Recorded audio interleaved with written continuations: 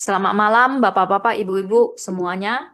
Selamat datang di dalam Zoom kesehatan kita di hari ini. Hari ini kita senang sekali kedatangan seorang eh, narasumber yang luar biasa, di mana beliau ini adalah seorang pelatih kesehatan yang sudah menjalani pola hidup nabati sudah bertahun-tahun. Nah, tanpa memperpanjang waktu, kita sambut narasumber kita pada malam hari ini yaitu Pak Hogan Kusnadi.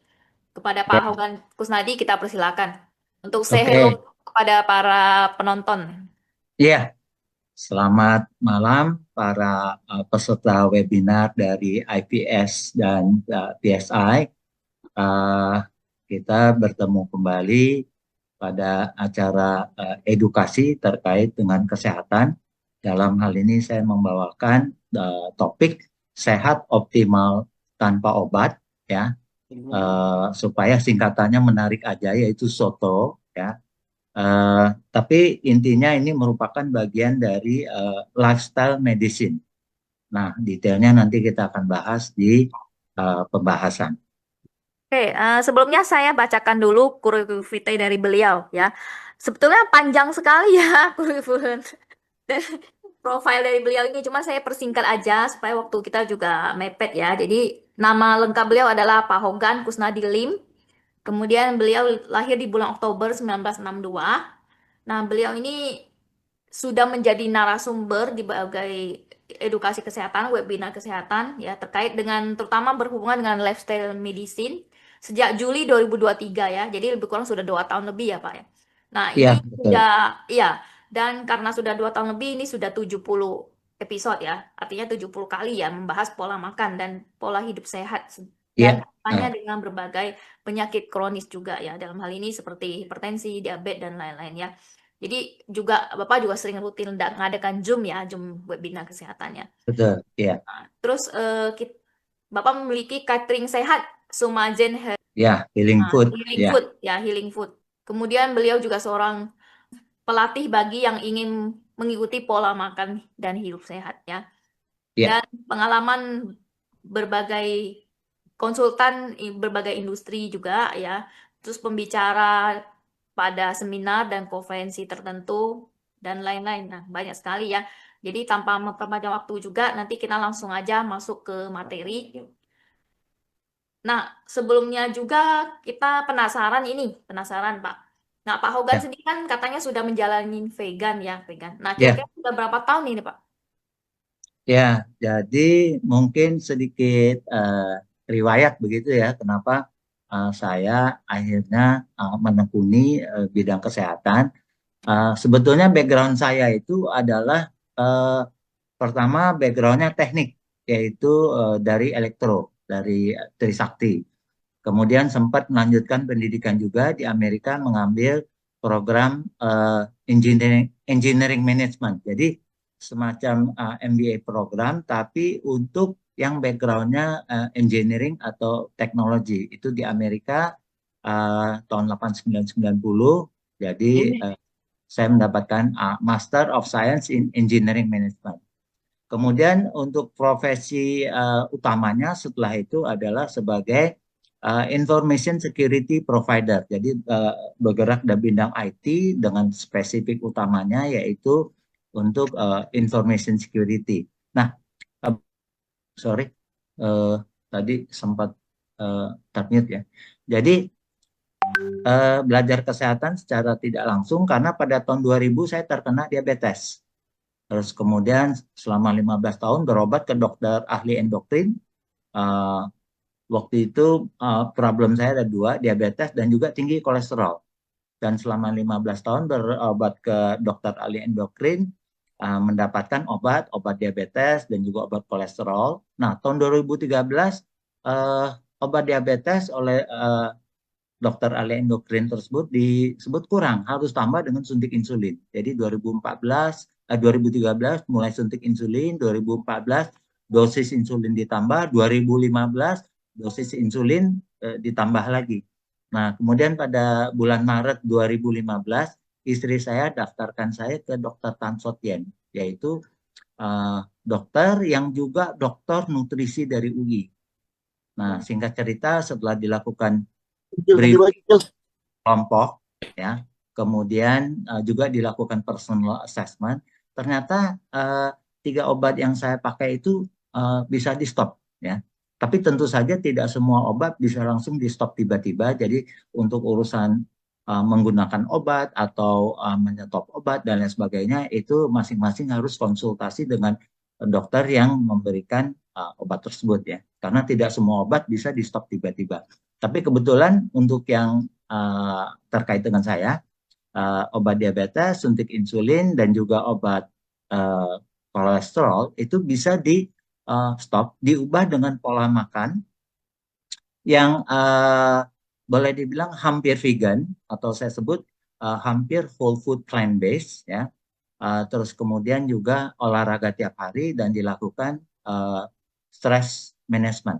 Nah, itu jadi tahun 2015 lebih kurang eh, 90% ya, 90% vegan. Kemudian pada tahun 2019 pada saat setelah saya mengikuti retret terkait dengan meditasi dari Plum Village di Bali, saat itu saya bertekad, ya, untuk praktis 100% whole food plant based. Mungkin technically-nya adalah 99% karena mungkin kalau dalam kondisi tertentu misalnya di dalam makanan kita pergi ke mana gitu ada sedikit teri kecil ya ikut termakan gitu. Tapi tidak pernah sengaja untuk mengkonsumsi produk hewani gitu, ya. Jadi untuk tidak konsumsi produk hewani udah 6 tahun. Jadi vegan bahkan sedikit lebih sempit lagi dari vegan yaitu whole food plant based sudah 6 tahun, ya, dan lebih kurang sudah 10 tahun hampir vegan. Dan manfaatnya adalah setelah mengikuti program Dokter Tan, saya lepas obat. Jadi saya udah lepas obat 10 tahun, ya, dari diabetes dan kolesterol tinggi. Sekarang ini saya sudah tidak konsumsi obat diabetes dan kolesterol selama 10 tahun dan hasilnya ya relatif baik, ya. Dari sisi energi dan lain sebagainya juga baik, ya. Dan karena terinspirasi oleh keadaan saya, anak saya juga akhirnya mengambil kuliah jurusan lifestyle medicine di Amerika. Sudah lulus tahun lalu untuk bachelornya dan sekarang melanjutkan ke program Master of Public Health in Nutrition di Johns Hopkins University, ya. Rencananya tahun depan sudah lulus. Jadi itu sedikit cerita mengenai kenapa akhirnya saya pola makannya tadinya sembarangan, kemudian kena penyakit, kemudian ternyata ada solusinya di pola makan, dan pola makan itu ya whole food plant based atau boleh dibilang whole food plant based merupakan bagian dari pola makan vegan, tapi yang sedikit lebih restricted karena meminimalkan proses food termasuk gula, tepung, minyak, ya, garam tinggi dan MSG. Tapi selebihnya sama dengan pola makan vegan yang memang sangat bermanfaat untuk kesehatan. Selain untuk kesehatan juga untuk lingkungan dan juga ramah terhadap hewan. Dan karena kita kesehatannya lebih baik, berpotensi umurnya lebih panjang daripada kalau kita tidak melakukan pola makan dan hidup yang sehat. Ya, kira-kira begitu. Ya, Ya, satu pertanyaan lagi Pak. Kami penasaran ya, Bapak ya, belajar lifestyle medicine tuh di mana dan kapan, sejak kapan ya belajar lifestyle medicine ini? Dan apa oke. motivasi Bapak untuk belajar lifestyle medicine?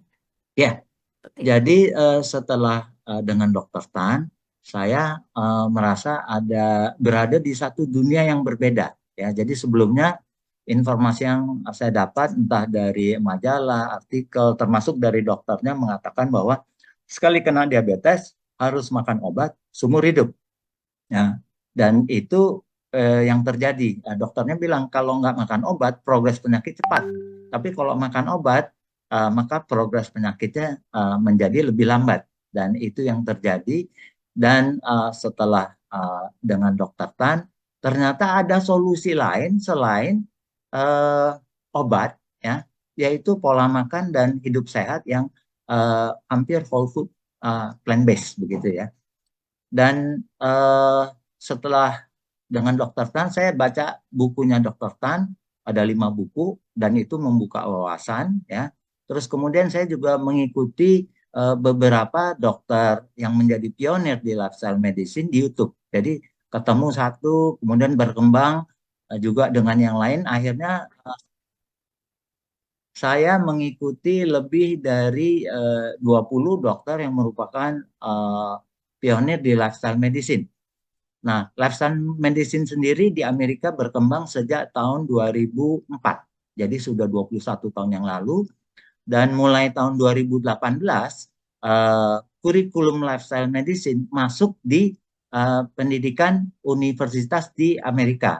Uh, di bawah departemen yang namanya Human Health Science. Nah, jadi tadinya saya cuma belajar mengenai diabetes, tapi ternyata hampir semua penyakit kronis itu mempunyai satu akar masalah yang sama, yaitu pola makan dan hidup yang kurang sehat. Nah, kalau kita selesaikan akar masalah tersebut, beberapa penyakit kronis itu berpotensi untuk di reverse, ya. Kalau penyakitnya belum muncul, praktis semua penyakit kronis itu bisa dicegah. Ya, jadi semua penyakit kronis bisa dicegah, sebagian bisa ditreat atau dibuat supaya penyakitnya progresnya lambat. Beberapa yang beruntung ada 7 ya, itu bisa di reverse, termasuk penyakit darah tinggi, kemudian diabetes, penyakit jantung koroner, penyakit emfisema yaitu salah satu penyakit paru-paru, kemudian juga penyakit kanker tahapan awal, dan juga belakangan diketahui penyakit autoimun juga bisa dibantu, bisa disembuhkan, dan juga Alzheimer yaitu pikun yang tahapan awal ternyata masih bisa di reverse, ya.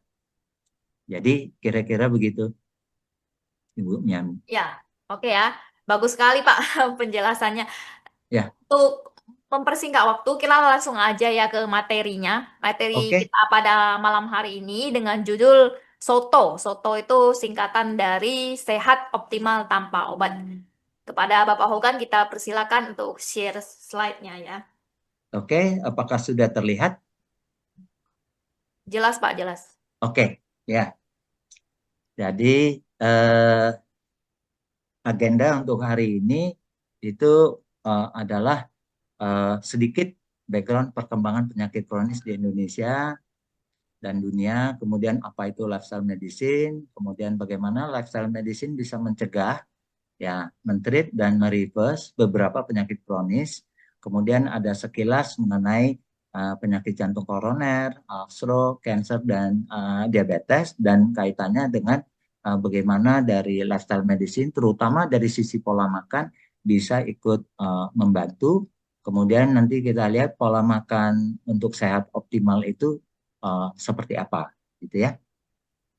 Nah, ini Dr. Susianto yang merupakan presiden dari PSI dan IPS. Saya udah ketemu beliau sebetulnya awalnya dulu waktu di MOI, beliau menerangkan mengenai manfaat dari tempe karena beliau mengambil tesis, ya, uh, terkait dengan tempe, dan tempe itu sangat baik. Proteinnya bukan saja tidak kalah, malah relatif secara keseluruhan itu tempe lebih baik daripada daging begitu ya.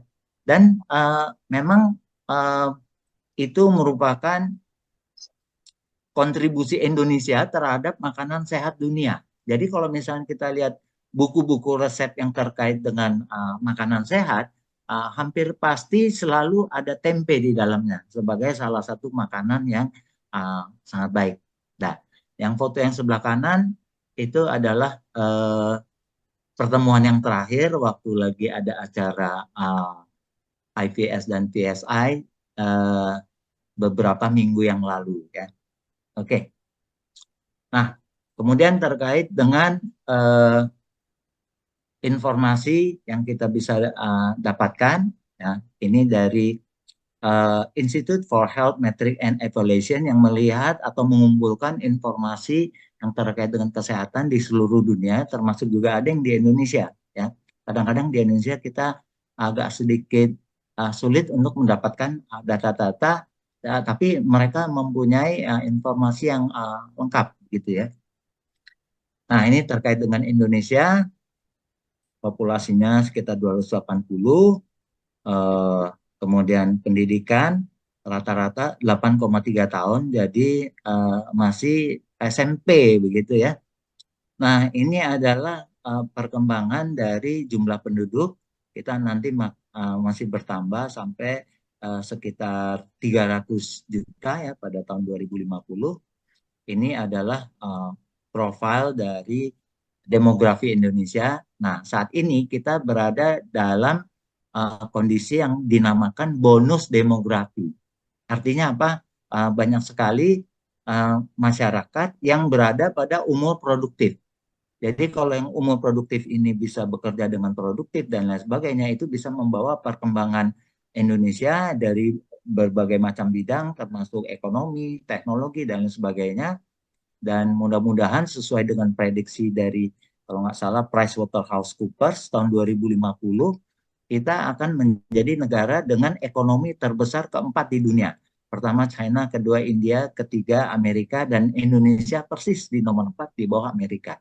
Luar biasa sekali. Mudah-mudahan tidak ada hal-hal yang mengganggu perjalanan Indonesia, sehingga pada saat itu ya kita bisa katakan Indonesia mencapai Indonesia emas ya. Mudah-mudahan semoga terjadi. Nah, ini mengenai umur ya. Jadi secara umum ya, dari sejak tahun 1990 di mana rata-rata life expectancy orang Indonesia itu sekitar 60-an tahun ya, perempuan 65, laki-laki 62. Tahun 2021 meningkat ya menjadi 72 untuk wanita, dan laki-laki untuk perempuan 72, untuk laki-laki sekitar 67, dan ini akan progres terus ya sampai dengan tahun 2050 ya. Nah, tahun 2019 ya ada gangguan dari COVID, yaitu seluruh dunia juga mengalami ya. Terus kemudian biaya yang dikeluarkan untuk kesehatan saat ini dan masa depan ya. Tahun 2021 beberapa tahun yang lalu ya pengeluaran kita untuk kesehatan belum terlalu besar, tapi nanti akan terus membesar sampai dengan 2050 ya. Jadi ini adalah biaya yang dikeluarkan per orang ya, yang akan meningkat. Karena apa? Pengeluaran sendiri itu cukup tinggi ya. Pengeluaran dari pemerintah untuk ya. mencairkan daging yang masih beku, buat larutan garam, ditambah cuka, lalu masukkan daging. Oke. Jadi pengeluaran untuk kesehatan baik dari sendiri ataupun dari pemerintah itu selalu akan meningkat. Jadi kalau kita bisa lebih sehat, ya kita juga bisa membantu diri kita, ya, dan juga pemerintah, sehingga uang bisa dipakai untuk keperluan lain yang lebih penting, mungkin untuk pendidikan, juga untuk makanan sehat. Ya. Nah, kemudian dari sisi penyebab kematian, ya, kita lihat di sini di top 10, ya, penyebab kematian terbesar itu adalah untuk penyakit tidak menular, ya, atau non communicable disease, ya. Dan dari sejak 2011 itu yang pertama dan kedua itu adalah yang terkait dengan masalah pembuluh darah ya. Jadi stroke dan penyakit jantung iskemik ya. Di Indonesia stroke nomor 1, kalau di luar negeri rata-rata penyakit jantung yang nomor 1. Mungkin karena di Indonesia banyak makanan berbasis santan begitu ya, itu yang lebih meningkatkan efek ya. Tapi ini adalah dugaan saya, bukan data ya. Jadi yang terkait dengan penyakit infeksi ya, tahun 2021 masih pandemi COVID, hanya mencapai nomor 3, walaupun kita sampai harus tidak boleh keluar, pakai masker dan lain sebagainya, itu hanya mencapai puncaknya di nomor 3. Demikian juga di dunia ya. Terus TBC juga merupakan penyakit infeksi yang masuk nomor 5 ya, turun sedikit dari nomor 3 10 tahun yang lalu. Tapi artinya Indonesia juga sudah sama seperti rata-rata negara di dunia, termasuk negara-negara yang lebih maju. Penyebab kematian utamanya adalah penyakit tidak menular, ya, penyakit menular berkurang. Nah, terus kemudian faktor risiko-risiko. Nah, salah satu risiko yang tertinggi itu adalah tekanan darah tinggi, karena tekanan darah tinggi juga menjadi salah satu penyebab ya, faktor risiko untuk stroke, untuk penyakit jantung, terutama penyakit jantung koroner ya, sehingga itu yang merupakan faktor risiko yang tinggi. Bahkan tembakau pun kalah ya, tembakau berada pada posisi nomor 2. Tapi tembakau ini menarik juga, malah meningkat ya, karena ternyata penggunaan rokok di Indonesia relatif dibandingkan dengan dunia yang menurun, di Indonesia tetap tinggi begitu ya. Oke. Nah, kalau untuk yang terkait dengan diabetes berada pada di posisi 6 dan seterusnya. Nah, ini yang di dunia ya, pada saat COVID hebat pun dia hanya mencapai posisi nomor 3. Kalah jauh dari cardiovascular disease, yaitu jantung dan stroke ya. Kemudian kanker. Ya, ini kalau dilihat dalam bentuk lain, 2019 ini sebelum COVID ya, lebih kurang juga polanya lebih kurang sama, yaitu 74% meninggal karena non-communicable disease. Ya. Infectious disease itu hanya 14%. Kebalikan dengan katakanlah 100 tahun yang lalu. 100 tahun yang lalu sekitar 70% orang meninggal karena penyakit menular. Ya.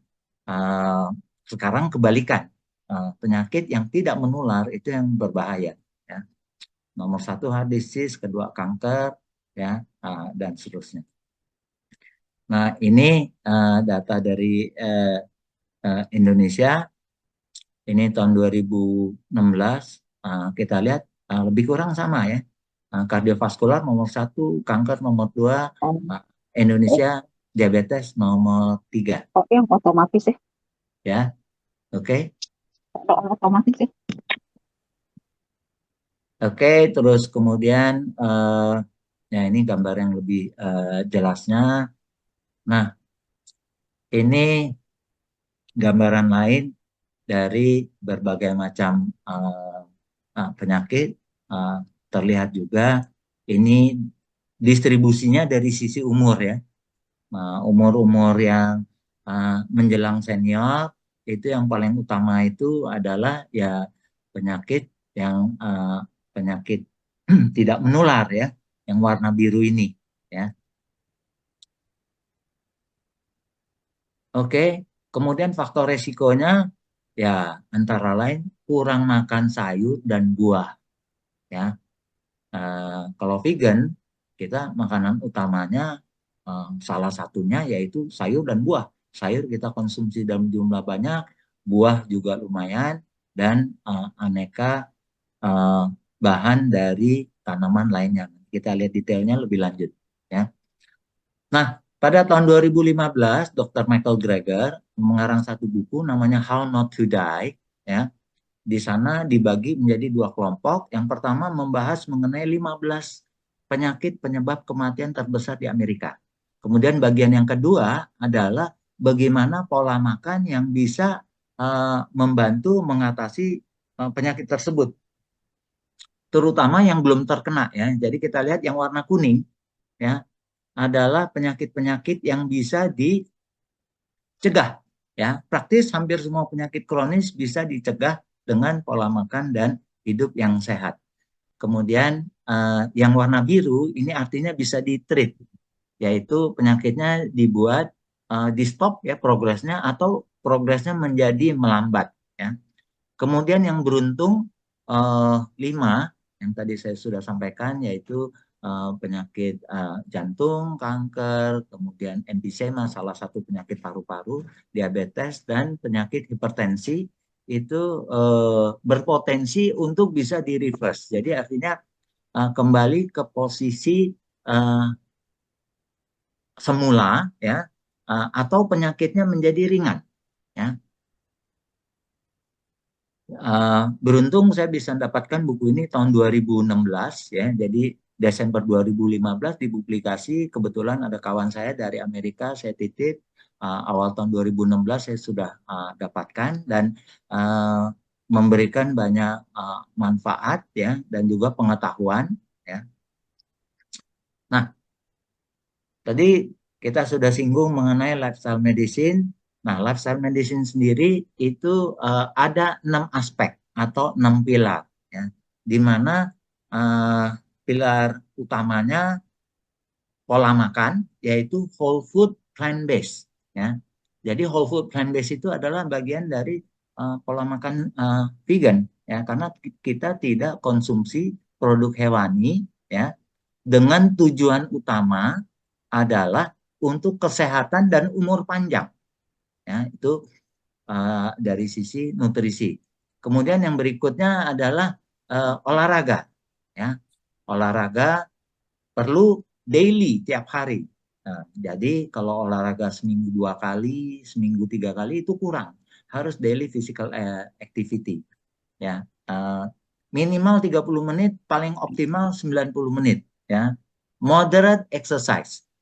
Buat orang muda yang belum ada masalah lutut dan lain sebagainya, dia bisa lakukan yang high intensity exercise. Waktunya bisa dikurangi setengah. Ya, jadi untuk orang muda yang masih banyak pekerjaan dan lain sebagainya, perlu tetap olahraga. Idealnya adalah antara 15 sampai 45 menit intensif exercise per hari. Itu untuk mencapai kondisi optimal ya, kesehatan optimal. Kemudian juga stress management ya. Karena apa? Ya dengan stres itu menjadi faktor risiko untuk banyak penyakit kronis termasuk hipertensi, diabetes, kanker, jantung dan lain sebagainya. Jadi ini semua saling terkait ya. Kemudian yang lain lagi adalah tidur cukup berkualitas ya. Karena tidur juga penting ya. Terus kemudian menghindari bahan-bahan yang berbahaya, yang bersifat toksik ya. Antara lain rokok, kemudian juga alkohol, dan juga sebisa mungkin kita menghindari toksin yang dari polutan dan lain sebagainya. Kemudian yang terakhir adalah positive healthy relationship ya, atau social support. Paling baik adalah kalau kita bisa mendapatkan support dari keluarga ya. Kemudian minimal ada 1-2 komunitas di luar pekerjaan yang membantu kita untuk mendapatkan informasi mengenai kesehatan, baik awareness, informasi, motivasi, dan kalau kita melenceng ada yang mengingatkan. Ya, jadi itu keseluruhan 6 aspek tersebut saling kait mengait membantu kita menjadi sehat ya. Dan komunitas IPS, BSI, dan juga komunitas Sumazen yang juga di mana saya di sana melakukan webinar setiap minggu, itu juga berperan membantu minimal mengedukasi dan memberikan informasi, dan kalau yang mengikuti itu bisa mendapatkan manfaat. Nah, tadi saya sudah sampaikan bahwa lifestyle medicine dimulai di Amerika pada tahun 2004. Ya, tahun lalu mereka mengadakan conference yang ke-20, jadi ulang tahun ke-20 ya, di Orlando, Florida ya. Conference selama 4 hari ya, dan mereka juga sudah punya schedule untuk 2026 dan 2027 ya. Jadi organisasinya sudah matang begitu ya. Kemudian, nah yang menghadiri 3.000 orang. Nah, bisa kita bayangkan 3.000 orang menghadiri sebuah conference, tapi memang tempatnya itu besar sekali sehingga ada ruang utama, kemudian ada breakout room, ya. Dan yang menghadiri itu para dokter, ya, physician, kemudian para perawat, asistennya, dietitiannya, physical therapistnya, farmasisnya, health coach, dan seterusnya. Jadi di Amerika, walaupun belum menjadi mainstream, tapi momentumnya itu sudah point of no return yang akan terus bergulir, ya. Ini prediksi saya mungkin sekitar 10-15 tahun lagi yang namanya lifestyle medicine itu akan menjadi primary approach untuk orang yang mengalami problem penyakit kronis, ya. Jadi pertama kali yang ditreat dulu adalah akar permasalahannya, yaitu pola makan dan hidup yang kurang sehat. Nah, obat farmasi itu adalah sebagai pelengkap manakala dengan pola makan dan hidup sehat itu kurang, begitu ya. Mungkin untuk Indonesia butuh waktu yang lebih lama, ya, mungkin 20 tahun lagi baru bisa menjadi mainstream, karena biasanya kan kita adalah follower, ya, sebagai pengikut. Nah, tadi saya sudah sampaikan anak saya mengambil pendidikan lifestyle medicine di Amerika, sudah lulus tahun lalu, mendapatkan bachelornya, sekarang ini mengikuti pendidikan di John Hopkins University untuk Master Master of Public Health in Nutrition. Nah, dia juga aktif dalam membantu penyelenggaraan Lifestyle Medicine Conference, ya. Dan ini dia mendapatkan apresiasi karena sudah membantu. Ini detailnya, dia sebagai trainee VP of Research, ya. Ini adalah salah satu poster yang dia buat dan dipamerkan juga di acara Lifestyle Medicine Conference, ya. Nah, dia sebagai pengarang utamanya, ya, namanya Kevin Kusnadi. Nah, kembali lagi ke lifestyle medicine yang dengan 6 aspek atau 6 pilar tersebut, ya. Setiap aspek tersebut itu bisa kita anggap sebagai mata rantai, ya, di mana kekuatan rantai secara keseluruhan, ya, yang tempat kesehatan kita bergantung, ya, itu tergantung pada kekuatan mata rantai yang terlemah, ya.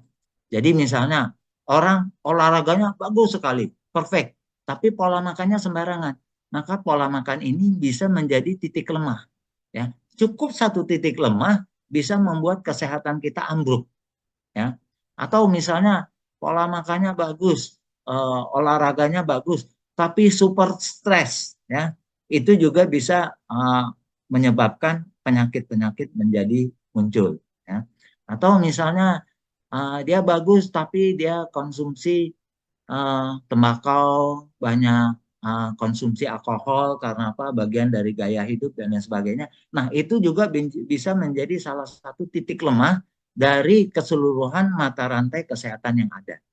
Jadi kita nggak bisa mengandalkan hanya satu, ya, kita harus mengandalkan semua, ya. Ini adalah 6 aspek utama. Jadi kita bisa review lagi kembali apa saja 6 aspek di mana kita masih mengandung kelemahan dan di sana diimprove, ya. Jadi kalau misalnya kadang-kadang kita melihat ada orang yang, waduh, kita olahraga, entah bersepeda dan lain sebagainya, tapi setelah sepedaan, ya, kemudian makan-makan, ya, di mana makanannya kurang sehat. Itu namanya dia mendapatkan sesuatu yang tadinya sudah baik, kemudian dia sabotase, manfaatnya menjadi berkurang karena aktivitas yang kurang sehat tersebut, ya. Olahraganya sehat, makan sembarangannya yang kurang sehat, ya. Ini tadi kita udah bahas, kita lewatkan saja. Nah, jadi pola makan berbasis tanaman. Nah, jadi apa yang dimakan? Nah, Dr. Michael Greger itu sudah membuat daily dozen yang terdiri dari 10 kategori makanan, 1 kategori minuman, dan 1 kategori olahraga, sehingga jumlahnya 12. Ya. Nah, kategori makan apa saja? Yaitu beans, yaitu kacang-kacang sayur. Ya, jadi kacang merah, kacang kedelai, kacang hitam, garbanzo, lentil, dan lain sebagainya. Ada belasan jenis, itu sangat sehat. Ya. Bahkan hasil penelitian dari Dan Buettner dari National Geographic ya terhadap masyarakat di dunia yang umurnya paling banyak tembus 100 tahun. Jadi centenarian ya dan masih sehat di umur 100 tahun. Ternyata rata-rata mereka di sana lebih kurang pola makannya 95% atau lebih itu adalah berbasis tanaman ya. Dan rata-rata mereka juga mengkonsumsi beans atau legume, yaitu kacang-kacang sayur. Nah, kemudian buah dibagi 2 kelompok oleh Dr. Michael Greger, yaitu berries dan other fruit. Nah, berries itu seperti strawberry, blueberry, cranberry, cherry, terus raspberry, blackberry, goji berry, Indian gooseberry atau amla, yang jumlahnya cukup banyak. Nah, kenapa dibedakan lebih istimewa ketimbang other fruit, yaitu buah-buah yang lain? Karena berries mempunyai antioksidan yang lebih tinggi daripada buah-buah yang lain, ya, juga lebih tinggi daripada sayur-sayur yang lain. Jadi merupakan salah satu hal yang harus dikonsumsi tiap hari, 1 porsi, nggak usah banyak tapi perlu, ya. Kalau kita tidak bisa dapatkan yang fresh, yang segar, kita bisa pakai yang frozen ataupun yang dikeringkan, ya. Tapi yang the best tetap yang fresh. Namun untuk kelompok buah-buah berries ini di Indonesia memang agak jarang. Paling yang ada adalah strawberry ataupun kalau blueberry itu diimpor, harganya juga agak lumayan cukup tinggi. Ya. Ada fruit ya seperti apel, pisang, mangga, jeruk, pepaya dan lain sebagainya. Itu juga cukup bagus. Jadi setiap hari kita perlu konsumsi lebih kurang 4 porsi buah-buahan, di mana 1 porsinya itu adalah dari berries. Ya. Kemudian sayur, Dr. Michael Greger bagi menjadi 3 kelompok, yaitu cruciferous vegetable, yaitu seperti brokoli, kol, kembang kol, kale, kemudian selada air, kailan, sawi pahit, lobak itu termasuk cruciferous. Nah, kenapa ditaruh 1 kategori tersendiri? Karena dengan cruciferous vegetable kita bisa mendapatkan aneka macam manfaat, ya. Salah satunya sulforaphane, yaitu zat anti kanker yang hanya ada di keluarga cruciferous ini, ya. Terus yang keluarga cruciferous juga bermanfaat untuk kesehatan jantung. Terus kemudian dari brokoli juga membantu detox di hati dan lain sebagainya. Sehingga merupakan salah satu sayuran yang sangat baik. Kemudian yang berikutnya green, ya. Green itu green leafy vegetable, jadi seperti bayam, kangkung, selada dan seterusnya. Daun yang berwarna hijau itu juga bermanfaat, ya. Nah, tapi cruciferous sedikit lebih istimewa sehingga kalau misalnya kita sudah konsumsi cruciferous 3 porsi, itu dianggap kita juga sudah mengkonsumsi sayuran hijau yang lain, ya, karena rata-rata cruciferous juga warnanya hijau, ya. Tapi kalau kita konsumsi green, tidak otomatis kita sudah memenuhi kategori dari cruciferous vegetable, ya. Kemudian other vegetable itu seperti wortel, tomat, terong, kemudian jamur, ya, walaupun secara teknikal dia bukan kelompok tanaman, tapi untuk mudahnya dia dianggap sebagai bagian dari tanaman yang kita bisa konsumsi sehari-hari. Jamur juga sangat baik, sumber protein dan juga mempunyai zat pelawan kankernya yang khas dari jamur, ya. Sumber protein yang tinggi itu juga ada di beans dan di whole grain, ya. Dan di antara tanaman, beans merupakan jagoan proteinnya, jadi proteinnya paling tinggi, ya. Kemudian flaxseed, sebetulnya flaxseed itu bagian dari nuts and seeds, ya. Tapi karena saking istimewanya dia satu jenis ditaruh di menjadi satu kategori tersendiri. Bahasa Indonesianya flaxseed adalah biji rami, ya. Dan kalau misalnya orang yang suka kain linen, ya, kain linen itu dibuat dari serat dari tanaman rami, ya.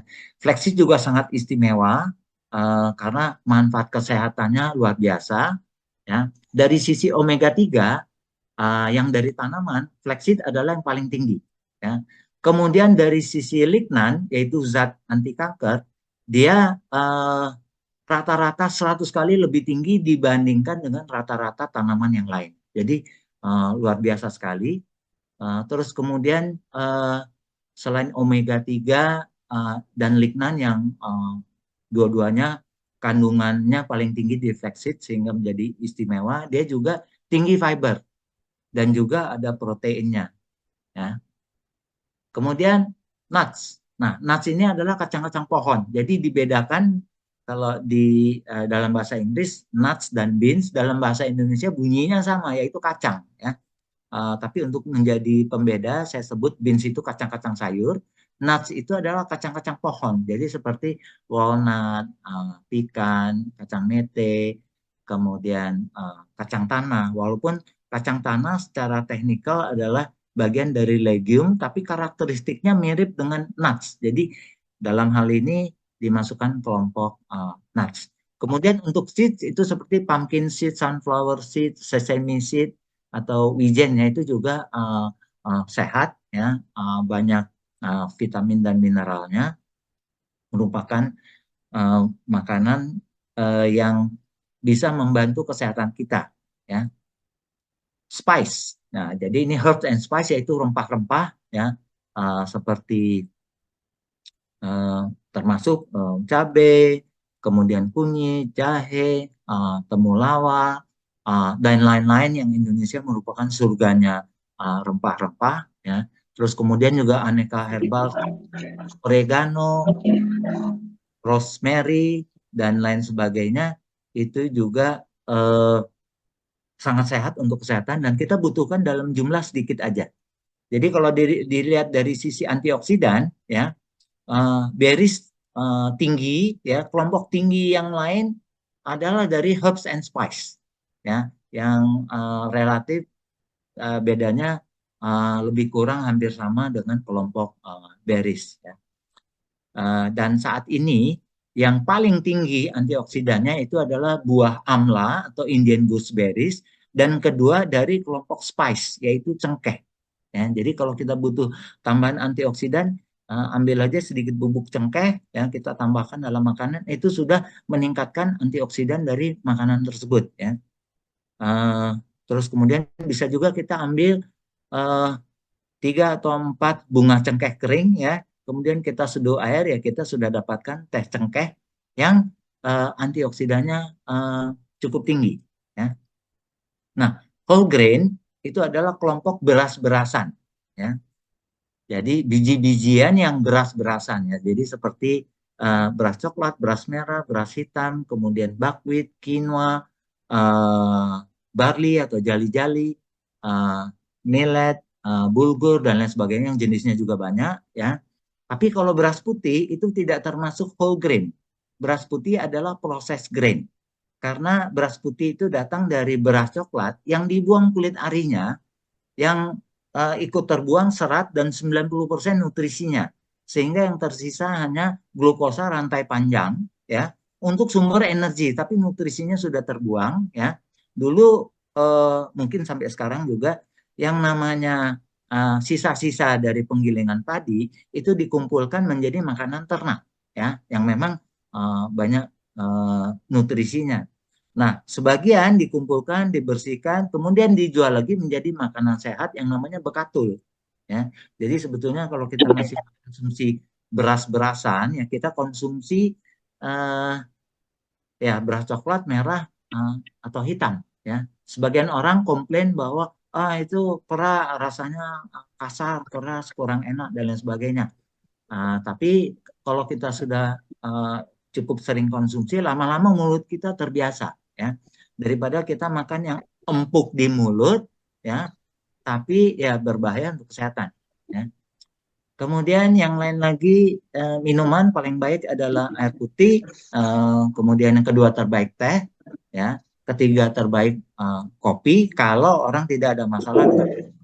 Jadi dalam artian minum kopi dia tidak insomnia, dia tidak kalau minum kopi tekanan darahnya naik atau minum kopi jantungnya debarannya bertambah ya atau yang kolesterolnya tinggi ya.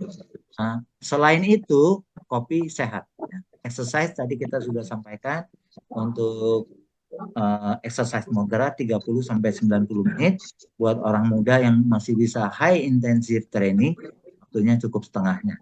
Nah, kalau kita sudah berpola makan tanaman, baik whole food, plant-based, vegan, ataupun vegetarian, kita wajib suplemen dengan vitamin B12.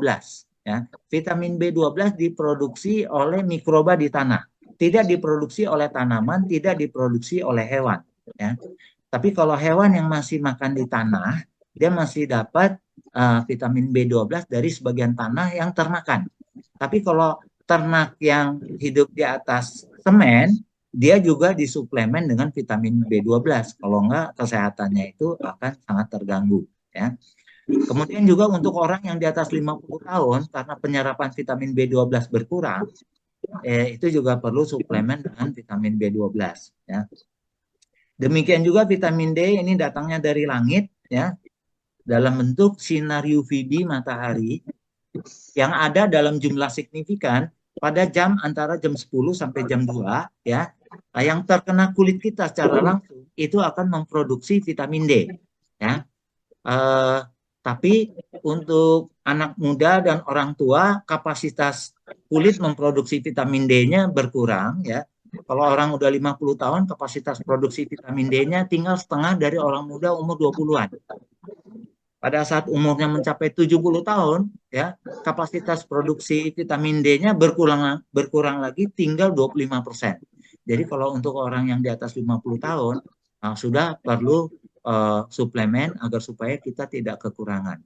Ya. Dan juga untuk orang muda yang takut kena sinar matahari atau karena pekerjaannya jadi tidak banyak kena sinar matahari, ya perlu suplemen juga vitamin D. Ya. Dan satu lagi tambahan opsional omega 3, DHA ya. Kalau bisa dari yang alga yang di laut, marine algae,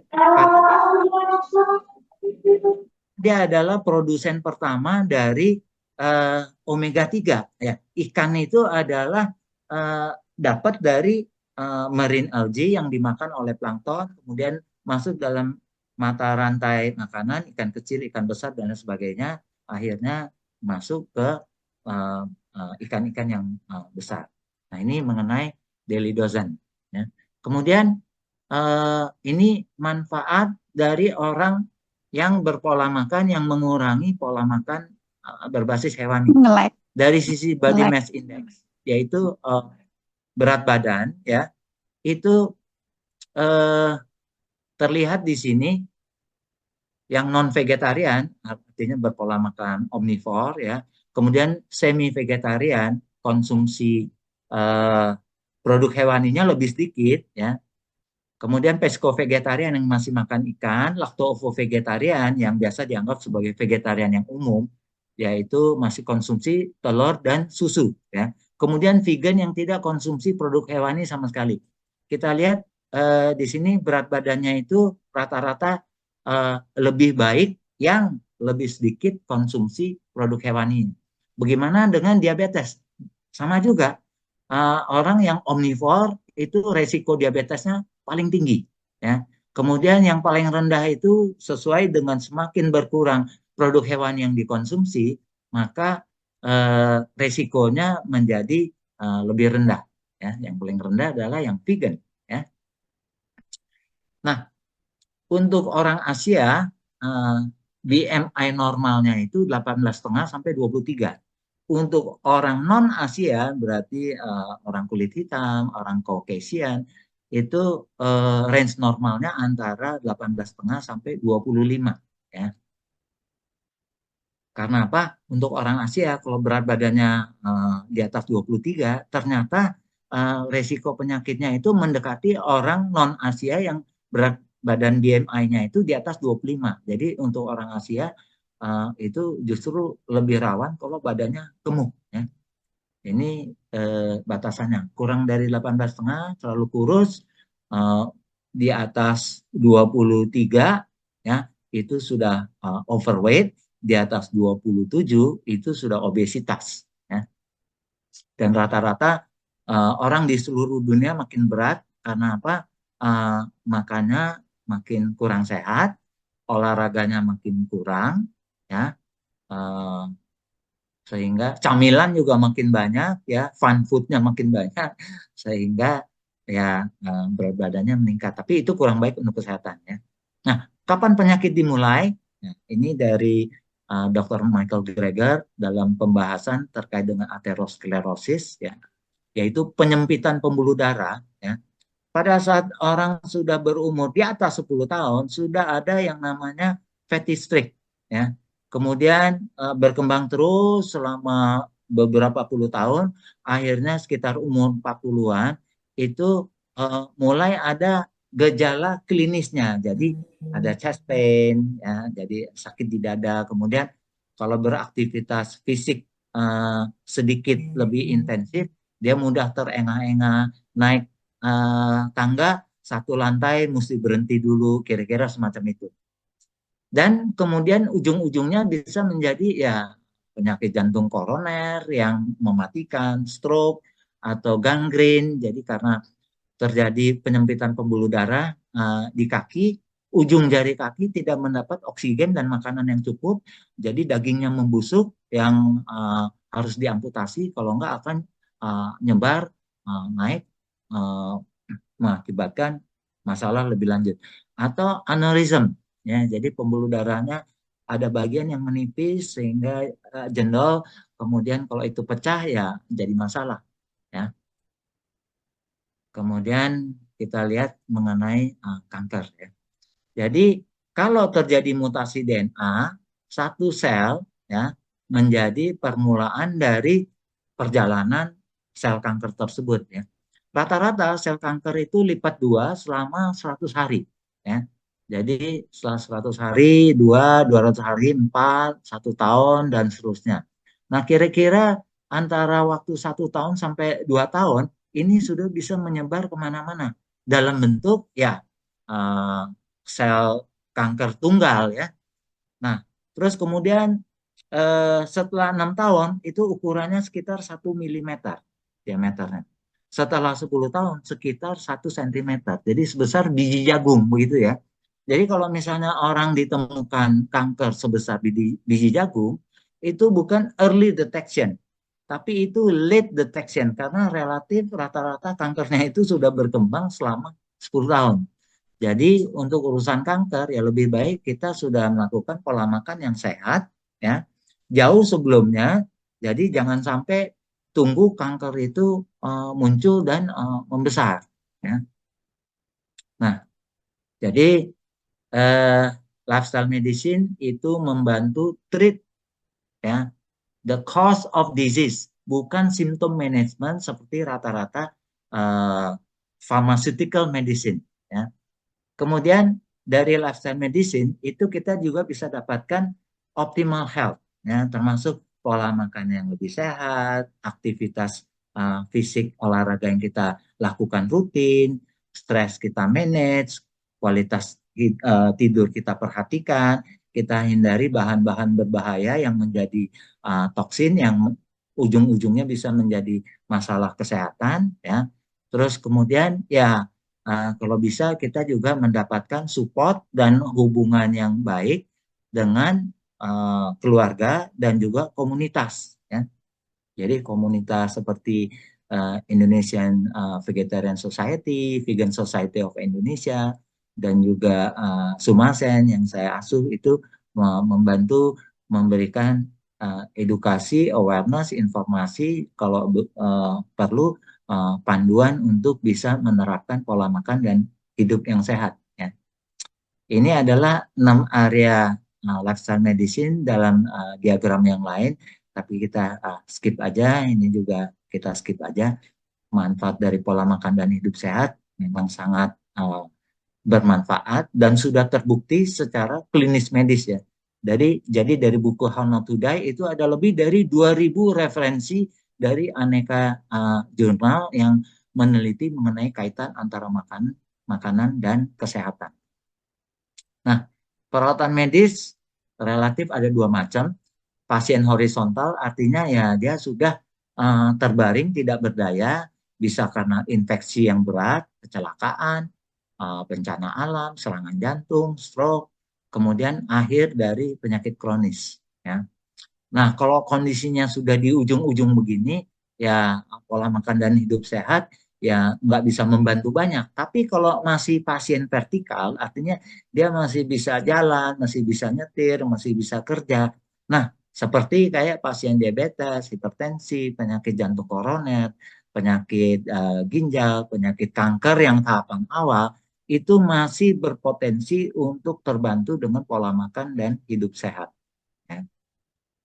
Nah, ini yang kita bahas, 3 penyakit pembunuh terbesar di Indonesia, ini terutama untuk yang kalangan menengah ke atas ya, yaitu kardiovaskular, jantung, stroke, ya, kanker, dan diabetes. Ya. Kita lihat untuk penyakit jantung, faktor risikonya hipertensi, obesitas, merokok, diabetes, kurang gerak. Ya. Nah, ternyata ini dari Dr. Dean Ornish ini sudah membuktikan pada pertengahan tahun 90-an, yaitu orang yang tadinya mengalami penyempitan pembuluh darahnya, ini mungkin penyempitan udah lebih dari 90%, dalam waktu 3 bulan itu bisa kembali pulih dan tanpa obat. Ya. Dan dalam waktu 3 minggu saja, itu aliran darah itu sudah mulai lebih baik. Ya. Dalam waktu 3 minggu. Jadi menunjukkan kapasitas dari whole food plant based ya untuk membantu penyakit dalam hal ini penyakit jantung ya. Nah, ini tadi kita udah lihat sebelah kiri. Nah, sebelah kanan ini adalah Dr. Kim William ya. Dia pada tahun 2015-2016 menjadi Presiden American College of Cardiology ya, di mana dia membawahi 40.000 kardiolog di Amerika. Ya. Dan dia merekomendasikan agar para kardiolog tersebut juga mengubah pola makannya menjadi vegan. Ya.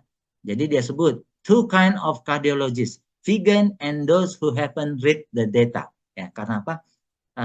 Terkait dengan nutrisi itu bukan merupakan subjek yang dipelajari secara intensif di pendidikan kedokteran ya. Jadi yang mereka dapatkan nutrisinya yang ringan-ringan saja, yang sangat basic, yang tidak cukup sebetulnya ya. Sehingga mereka juga kurang paham mengenai clinical nutrition ya.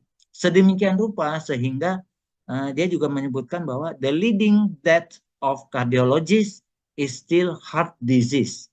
Jadi penyebab kematian dari para kardiolog itu ya penyakit jantung juga, di mana mereka punya pengetahuan, mereka punya akses terhadap obat, fasilitas, dan lain sebagainya. Tapi karena pola makannya sama seperti masyarakat umum, ya terkena penyakitnya juga sama seperti masyarakat umum. Ya. Nah, ini adalah beberapa link yang nanti orang bisa lihat sendiri ya. Di sini kita tidak bahas karena keterbatasan waktu. Kemudian stroke ya. Nah, ternyata stroke prevention strategies ya, itu nomor 1 adalah dietary modification. Jadi perubahan pola makan ya. Kemudian stop merokok, lakukan olahraga dan seterusnya.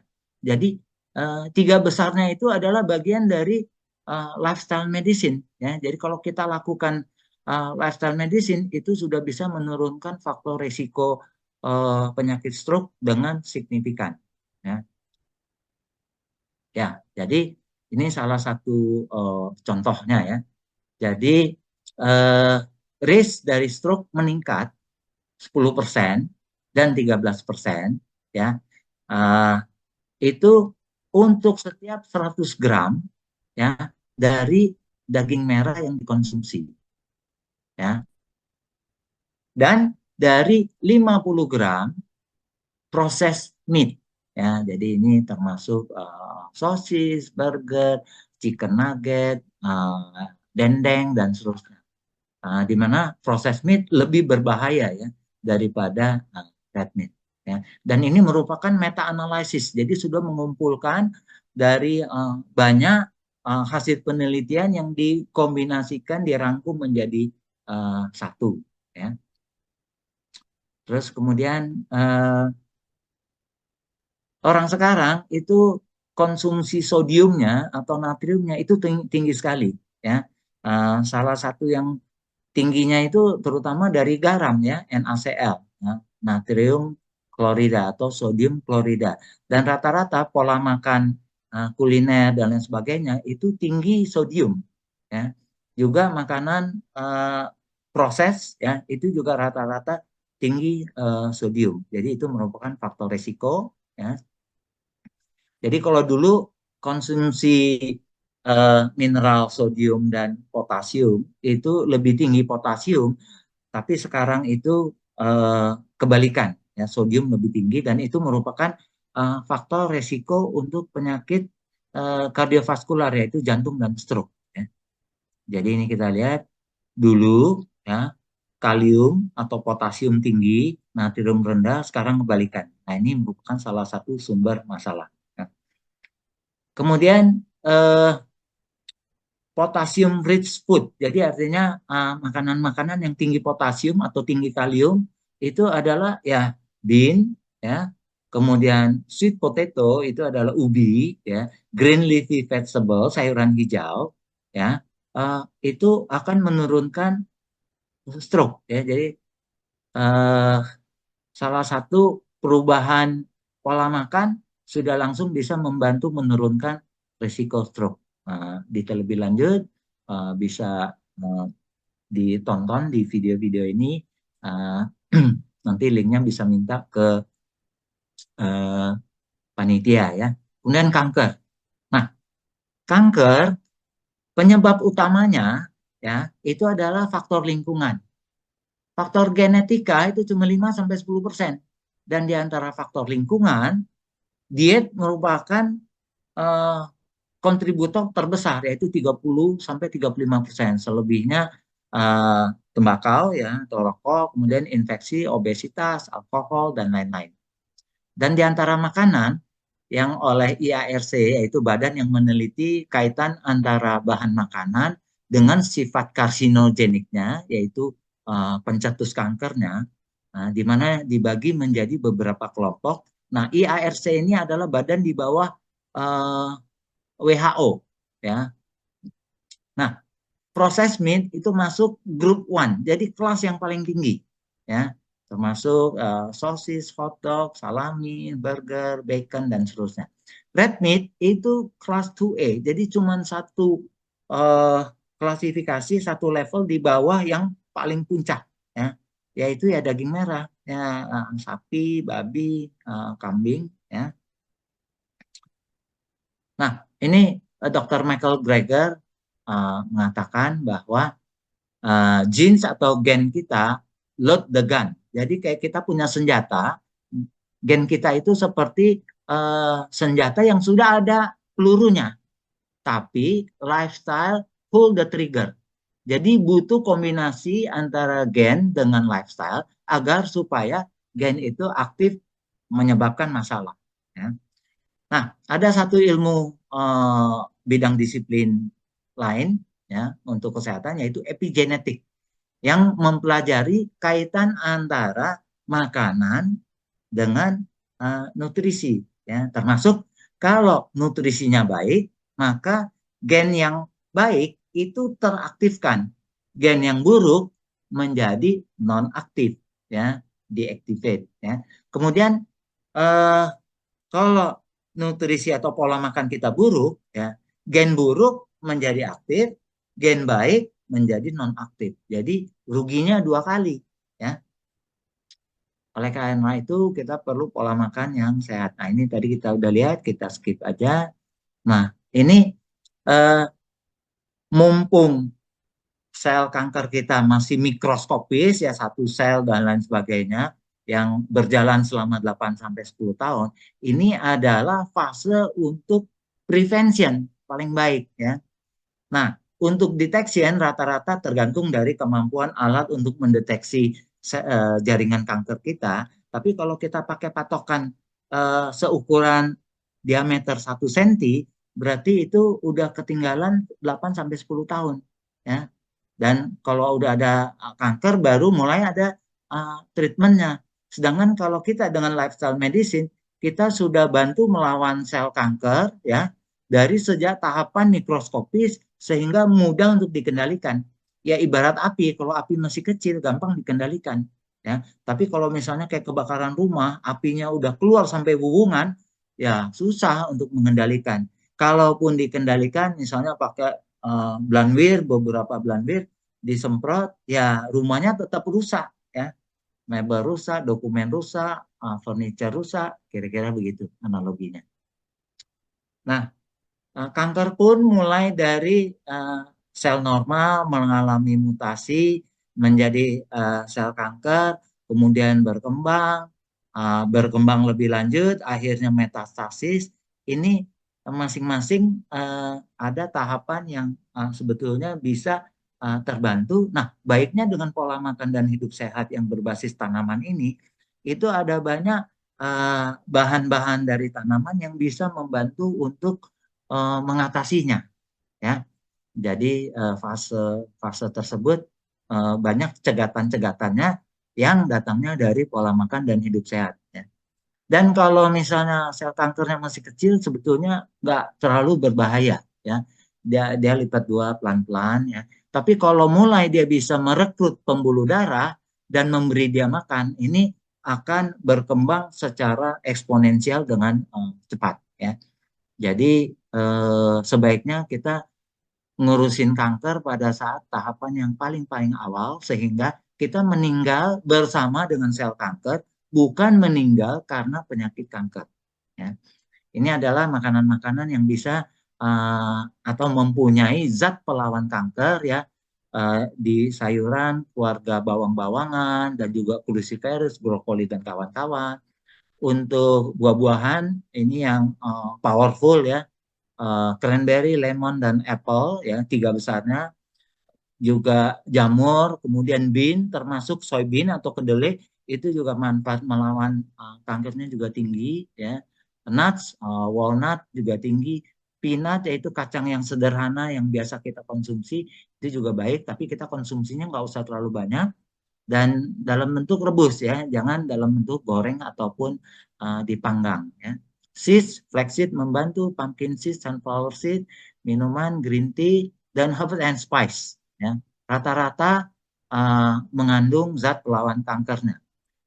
Bukan cuma yang ada di sini, tapi ini termasuk yang manfaatnya sudah terbukti dan signifikan.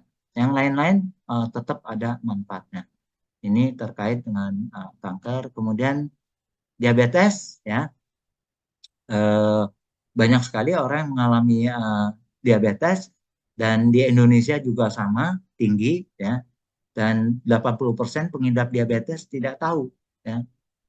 Terus nah, diabetes simptomnya adalah gula darah tinggi yang disebabkan oleh insulin resisten ya. Kalau dengan conventional medical treatment kita dapatkan obat untuk menurunkan gula darah atau memacu pankreas memproduksi insulin lebih banyak ya, atau tambahan insulin dari luar. Tapi kalau dari sisi lifestyle medicine pendekatannya lain ya. Karena insulin resistennya itu bisa dibantu diatasi akar permasalahannya ya. Nah, insulin resisten itu terjadi karena intramyocellular lipid, yaitu lemak yang terperangkap di dalam sel otot ya. Dan ini baru diketahui lebih kurang 15 tahun yang lalu, di mana otot orang yang ada diabetes dengan yang tidak ada diabetes itu dilihat di bawah mikroskop dengan pembesaran yang sangat besar yang bisa melihat ke dalam sel ya. Nah, untuk orang yang diabetes ya, itu banyak titik-titik sel yang merupakan intramyocellular lipid yang mengganggu signaling antara insulin dengan sel ya. Insulin itu salah satu perannya adalah sebagai pembuka kunci dari sel, ya, agar supaya pintu masuk gula ke dalam sel terbuka. Tapi kalau ada intramyocellular lipid, ya, maka signaling ini terganggu sehingga selnya tidak membuka, gula darah tetap tinggi, ya, orangnya lemas karena apa? Gula darah masuk ke dalam sel nanti dikonversi menjadi energi. Nah, kalau solusi lifestyle medicine-nya adalah kurangi makanan yang mengandung tinggi lemak, ya, khususnya lemak jenuh, saturated fat, ya. Jadi daging, produk susu, telur, ikan. Jadi ini MDEF, ya, meat, dairy, egg, fish. Nah, kemudian juga makan makanan dengan indeks glikemik yang rendah sampai medium, termasuk sayuran, kacang sayur, yaitu beans, kacang, nuts, biji yang dalam bentuk seeds, rempah-rempah, buah-buahan, whole grain, dan tanaman yang berpati, tidak masalah kalau insulin resistennya sudah membaik karena kita berolahraga, ya. Jadi kalau misalnya kita berolahraga, maka intramyocellular lipid ini digunakan menjadi energi, ya, sehingga jumlahnya berkurang, ya. Kalau jumlahnya berkurang banyak, maka sel tersebut menjadi sensitif lagi terhadap insulin, ya. Jadi kenapa kita harus olahraga tiap hari, ya. Kemudian yang hal-hal yang sedikit membantu untuk pengendalian gula darah termasuk flaxseed, kacang sayur dan sebagainya itu bisa terbantu, ya. Ini tadi kita udah lihat untuk diabetes semakin berkurang produk hewan yang kita konsumsi akan lebih baik. Nah, kemudian juga dari sisi hasil penelitian, ini orang yang HbA1c-nya ada yang sampai 11 lebih, ya, dengan high nutrient diet atau dengan kata lain dengan vegan diet, ya, atau whole food plant based diet, ternyata dalam waktu 4 bulan itu turun keluar dari merah, ya. Jadi artinya di bawah 7, ya. Kemudian rata-rata banyak yang masuk ke area normal kembali, ya. Jadi yang namanya diabetes itu memang bisa dikendalikan dengan pola makan dan hidup sehat. Nah, ini ada salah satu, ya, keponakan saya punya kawan ini, papanya, ya, dia 21 Oktober 2018 dia periksa lab itu hasilnya tinggi sekali, ya. Jadi kalau nggak salah 11, sekian, ya. Kemudian anaknya minta dia konsultasi ke saya, per telepon aja lebih kurang 1,5 jam saya jelaskan mengenai diabetes, penyebabnya, kaitan antara makanan dengan penyakit dan apa solusinya. Kebetulan dia mau mengikuti, ya, compliance-nya di atas 95%, ya. Kemudian sekitar 4 bulan kemudian, ya, sorry, kebalik. Tadi HbA1c-nya 11 sekian, ya, masuk merah, ya, turun menjadi sekitar 5,7, ya, yang area yang termasuk normal dalam waktu 4 bulan. Jadi ini menunjukkan juga hasil riset yang dilakukan di Amerika juga, ya, applicable juga untuk di Indonesia. Nah, ini adalah hasil labnya, ya, termasuk semuanya membaik, ya. Fungsi hati tadinya merah jadi membaik, tapi ini karena dia ada konsumsi alkohol, jadi dia minum 1 kaleng bir, ya, atau 1 gelas bir sebelum tidur supaya tidurnya lebih enak katanya, lebih gampang, ya. Tapi saya beritahu bahwa itu bahaya untuk hati, ya. Ternyata setelah dia stop balik normal, ya, dalam waktu 4 bulan. Kolesterolnya dari 213 turun jadi 173. Kemudian LDL-nya yang tadinya buruk 121 turun menjadi 89. Trigliseridnya juga tadinya merah turun ke biru, ya. Gula darah ini yang istimewa dari 11,1 turun ke 5,7, ya. Tadinya di urinnya sudah ada gula yang keluar menjadi, ya, tidak ada lagi karena normal. Gula puasanya juga bagus, ya, di 110 di area yang normal, ya, dan gula rata-ratanya juga bagus 125, ya. Ini referensi-referensi lain. Jadi konklusinya adalah Ya, kalau kita ingin kesehatan kita lebih baik, kita harus tambah konsumsi sayur, buah, kemudian kacang-kacang sayur, legumes atau beans ya, whole grains, dan air ya sebagai minuman utama. Ya, kita kurangi ya MDF ya, meat, dairy, egg, fish, processed food, dan juga makanan-makanan yang berbahaya termasuk alkohol dan kafein ya. Karena untuk orang yang ada penyakit jantung koroner itu kopi yang berkafein itu juga perlu dihindari ya. Jadi ini sifatnya kontinuum ya. Jadi kita ya bebas memilih ya. Kalau kita mau yang paling optimal ya lupakan semua yang namanya produk hewani ya. Karena lebih sedikit lebih baik. Less is more ya. Nah, kemudian dari American Dietetic Association, jadi bukan orang per orang, jadi bukan opini seorang dokter dan lain sebagainya, tapi ini sudah asosiasi yang terkait dengan pola makan ya. Terkait dengan vegetarian diet, mereka sebutkan bahwa well-planned vegetarian diet are appropriate for individual during all stages of life cycle. Jadi mulai dari hamil, kemudian menyusui, kemudian anak balita, anak-anak, remaja, orang dewasa, dan juga untuk atlet. Nah, tentu saja ini well planned. Jadi nggak boleh sembarangan. Kalau cuma makan bayam kangkung itu bukan pola makan yang baik ya, bisa kekurangan nutrisi. Tapi sesuai dengan yang sudah direkomendasikan oleh Dr. Michael Greger dengan daily dosanya. Ya. Dan informasi ada banyak ya. Uh, nggak semuanya kita bisa percaya ya, karena kalau dilihat hanya satu sisi ya kelihatannya benar, dilihat yang dari sisi lain kelihatannya benar, tapi kalau kita bisa melihat holistik secara whole ya, maka kita bisa melihat the truth ya. Jadi bukan potongan-potongan tapi secara keseluruhan, secara komprehensif dan holistik ya. Nah, ini komentar terakhir dari Dr. Michael Greger ya adalah whole food plant-based, the most ethical diet, ya, karena kita tidak menyakiti hewan, ya. Just so happen to be the most environmentally sound, ya.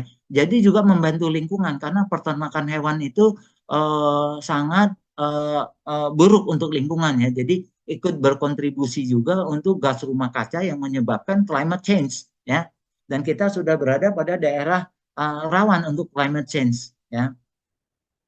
Dengan diet yang sehat untuk kita juga sehat untuk lingkungan dan juga ya uh, uh, ramah terhadap hewan. Jadi ada 3 manfaat yang kalau saya gambarkan dalam bentuk dengan whole food plant based kita dapat heal, kita dapat health, dapat environment, animal compassion dan juga longevity ya untuk manfaat manusia, lingkungan dan hewan. Kalau kita banyak konsumsi meat, dairy, egg, fish, dan processed food, maka buah yang kita dapatkan adalah chronic disease. Ya, jadi ya dalam memilih makanan, ya kita perlu memilih dengan bijaksana untuk kesehatan optimal yang kita dapatkan.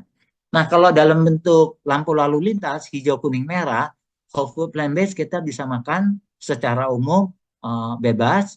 Kemudian untuk sugar, oil, salt, ya, SOS dan MSG perlu kita batasi. Kemudian untuk yang merah yaitu MDF, meat, dairy, egg, fish. Kalau kita bisa hindari, sebaiknya dihindari. Kalau kita tidak bisa, ya diminimalkan. Ya, demikian juga dengan proses mood, hindari atau minimalkan. Ya, terima kasih. Saya kembalikan ke moderator. Mudah-mudahan membantu. Dan kalau ada pertanyaan, silakan. Ya, terima kasih Pak atas materinya yang sangat banyak dan bagus ya, materinya itu sangat lengkap Bukan gangguan penjelasannya. spiritual yang Ya, datang di kita rumah masuk Anda ke datangi. sesi pertanyaan. Ayo. Ya, jika ada di antara Bapak-Bapak Ibu yang ingin bertanya, boleh secara langsung ya buka kamera atau ditulis di kolom chat. Oke, ini ada pertanyaan juga Pak yang dari Facebook ya, Facebook IVSBSI. Saya bacakan dulu. Pertanyaannya ini Pak, ada nggak produk nabati yang harus dibatasi konsumsinya bagi penderita diabetes?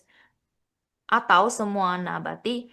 Karena ada yang bilang diabetes itu nggak boleh konsumsi buah-buahan tertentu karena rasanya manis. Nah, ini penjelasan. Oke, oke. Ya, jadi gini, eh, untuk yang namanya diabetes itu sebetulnya ada dua masalah, ya. Satu adalah terkait dengan insulin resisten, ya. Kemudian satu lagi adalah kapasitas dari pankreas memproduksi insulin, ya. Jadi pada saat kita berada pada masa pre-diabetes, sebetulnya itu pankreas kita bisa memproduksi insulin lebih banyak, ya. Tapi karena saturated fat itu bisa mematikan sel beta pankreas yang memproduksi insulin, maka fungsi pankreas kita mulai berkurang sampai lebih kurang sekitar 50% kapasitas pankreas, maka pankreas tidak bisa memproduksi insulin lebih banyak dari yang dibutuhkan untuk menekan gula darah. Makanya pada saat yang namanya prediabetes, itu gula darah udah mulai agak naik-naik sedikit, tapi belum sampai melonjak. Nah, begitu fungsi pankreas yang disebabkan oleh saturated fat banyak yang mati, maka pankreas tidak bisa mengkompensasi kebutuhan tambahan insulin, insulin melonjak. Nah, kemudian kalau untuk orang yang masih dalam kondisi insulin resisten, ya, kalau kita makan buah yang relatif cukup banyak gulanya, ya relatif gulanya itu ya beredar-beredar terus di darah kita, ya gulanya relatif melonjak. Tapi kalau misalnya kita sudah diet rendah lemak, ya, kemudian juga sudah berolahraga tiap hari, kemudian kondisi insulin resistennya sudah membaik, dalam artian insulin sensitif kembali, maka buah-buah yang manis pun tidak menjadi masalah, ya, asal tidak dikonsumsinya berlebihan, ya. Jadi bahwa buah-buah yang manis itu tidak dikonsumsi itu hanya berlaku untuk orang yang insulin resistennya masih bermasalah, ya. Tapi kalau insulin resistennya sudah membaik, ya buah-buah yang rasanya manis pun dalam jumlah yang tidak terlalu banyak masih kita bisa konsumsi. Dan dari buah yang manis juga dia ada vitamin, mineral, fitonutrien, antioksidan dan sebagainya yang bermanfaat untuk kita, ya. Jadi primary cause of diabetes itu bukan gula. Gula adalah kondisi yang memperparah untuk orang yang sudah ada diabetes. Dan antara jalur gula dengan diabetes itu tidak langsung gula diabetes, tapi gula lemak diabetes. Dalam artinya, kalau orang yang banyak konsumsi gula, banyak konsumsi nasi putih, terus yang kalorinya berlebihan, ya, makannya banyak, ya, ujung-ujungnya semua disimpan menjadi fat. Kemudian fat itu nanti akan spill over ke pembuluh darah, ke aliran darah. Nah, fat yang ada di aliran darah itu akan masuk, salah satunya termasuk ke liver, termasuk juga ke sel otot, menjadi yang namanya intramyocellular lipid. Nah, intramyocellular lipid ini yang meningkatkan yang namanya insulin resisten. Terus saturated fat yang terus dimakan itu mematikan sel beta pankreas. Begitu pankreas fungsinya kurang dari 50, pankreas sudah tidak bisa kurang dari 50%, pankreas sudah tidak bisa memproduksi insulin yang cukup, maka gula darah akan melonjak, ya. Jadi kaitan antara buah dengan diabetes itu lihat kondisi insulin resistennya. Kalau insulin resistennya sudah membaik, buah yang manis pun bisa dikonsumsi asal jumlahnya tidak banyak, begitu ya. Oke. Baik, makasih Jika penjelasannya, Pak. 14 kuntum ya kebanyakan. cukup 3 atau 4 aja karena dia antioksidannya tinggi. Nah, segala sesuatu yang terlalu banyak kurang sehat ya. Jadi everything good, good in moderation. Jadi bukan everything good in moderation ya. Everything good, good in moderation. Jadi cukup 3 atau 4 ya. Eh, saya belum tahu batasan sampai toksik itu berapa, tapi kalau menurut saya 3 atau 4 itu sudah cukup ya. Oke. Lalu ini ada pertanyaan, Pak. Ya, Kalau untuk ibu hamil, makanan ya. nabati apa saja yang harus dikonsumsi supaya janin atau bayi dapat tumbuh dan berkembang dengan sehat? Ya, tadi well planned vegetarian diet itu bisa baik untuk semua cycle termasuk ibu yang hamil begitu ya. Jadi ya konsumsinya seperti daily dosen ya itu sudah relatif memenuhi kebutuhan ya vitamin, mineral dan aneka fitonutrien termasuk juga folate ya yang dibutuhkan oleh ibu-ibu hamil ya. Kemudian kalau sudah vegetarian jangan lupa ya suplemen dengan vitamin B12 ya. Lebih kurang dosisnya adalah 2.500 mikrogram cukup seminggu sekali ya. Jadi jangan sampai kita kekurangan vitamin B12 ya. Karena kekurangan vitamin B12 itu bisa bermasalah untuk saraf dan untuk otak dan juga ikut membantu dalam proses pembuatan sel darah merah ya. Oke. Oke. Ya, dan kalau mau detail lebih lanjut, ya saya ada bahan informasinya, ada buku yang referensi, complete reference untuk yang vegan diet. Di sana ada panduan termasuk untuk orang ibu yang hamil harus makan apa, recommended daily allowance itu berapa, ya. Tapi mungkin untuk kesempatan kali ini nggak bisa dibahas dengan lebih detail tapi ya bisa hubungi saya. Nah, ini ada yang tanya juga nomor WA saya 0817 6427 001 ya. 0817 6427 001 atau nanti bisa tanya ke panitia ya kalau kebetulan nggak bisa mencatat ya. Ya, saya ada WA grupnya, tapi saya bukan dokter. Saya adalah sebagai health coach aja. Jadi saya tidak boleh dan tidak mempunyai otoritas untuk memberikan obat atau menyetop obat. Ya.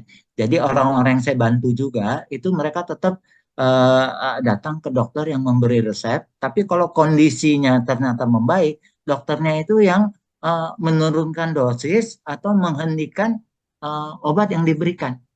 Ya, ya. Dan di sini juga ada dokter yang lifestyle medicine, yaitu Dokter Satya, bisa konsultasi ke beliau juga. Ya. Ya, oke. Di sini ada juga yang minta rekaman beberapa bapak-bapak, ibu-ibu bisa lihat di rekamannya di Facebook. Facebook kami itu IVSVSI dan juga ada YouTube. Jadi ada rekamannya. Kita kan lebih kurang sebulan tuh bisa 2 kali dalam hal ini Zoom kesehatan tentang pola makan nabati. Kita bisa lihat rekamannya di sini ya. Saya udah ketik di bagian komentar.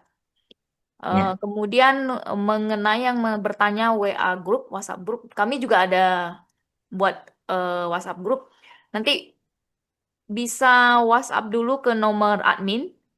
Nomor admin yang kami akan ketik di bagian komentar nanti akan dimasukin ke dalam grup Bapak-bapak, Ibu-ibu. Jadi setiap ada info-info tentang kesehatan dalam segi hal ini terutama tentang berkaitan dengan vegan, kami akan infokan dan juga ada webinar seperti ini Zoom kesehatan tiap sebulan bisa 2 kali kami akan share linknya juga ya di grup tersebut. Ya, baik Bapak-bapak, Ibu-ibu, jika masih ada pertanyaan, kami masih ada waktu lebih kurang 15 menit lagi.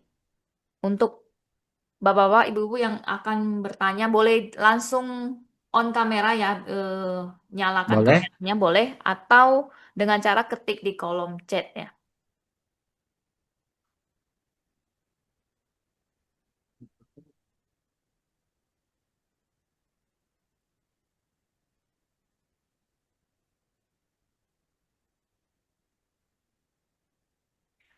Ini pesertanya bisa dari seluruh Indonesia ya. Kami lihat ini ada juga yang dari Sydney ya. Ada yang dari Sydney ya, dari luar negeri ini. Oh ya. Ya, ya Pak. Kita ada kedatangan ini kayaknya sih ada kayaknya dari Sydney ya. Oh, oke. Ya.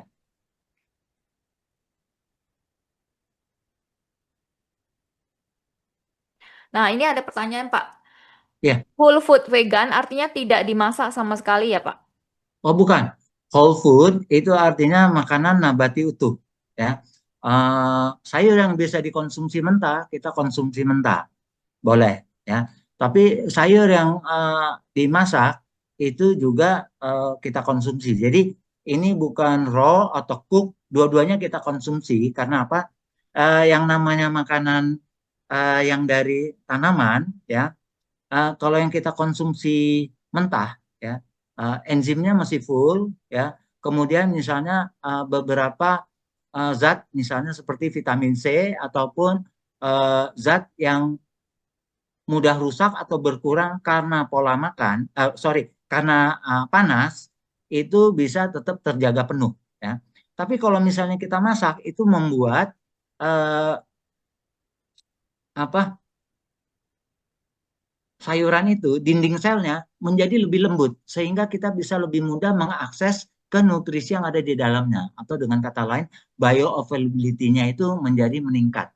Nah, saya ambil contoh misalnya seperti tomat ya. Tomat kalau kita makan langsung, ya vitamin C-nya masih full. Tapi kalau misalnya tomat kita masak, ya entah kita rebus atau kita panaskan, itu vitamin C-nya akan berkurang. Tapi di sisi lain, yang namanya zat lycopene yang ada di tomat, ya, kalau dia dipanaskan, bioavailability-nya menjadi meningkat. Jadi kalau kayak tomat, ya kalau kita butuh vitamin C-nya, ya kita konsumsi yang mentah. Tapi kalau kita butuh lycopene-nya, ya tomatnya tomat yang dimasak yang kita konsumsi. Jadi tergantung dari dua sisi, karena dua sisi itu ada baik dan kurang baiknya. Kalau kita makan dua-duanya, ya kita dapat dua-dua manfaatnya ya. Lycopene yang tinggi kita bisa dapatkan, vitamin C yang tinggi kita bisa dapatkan.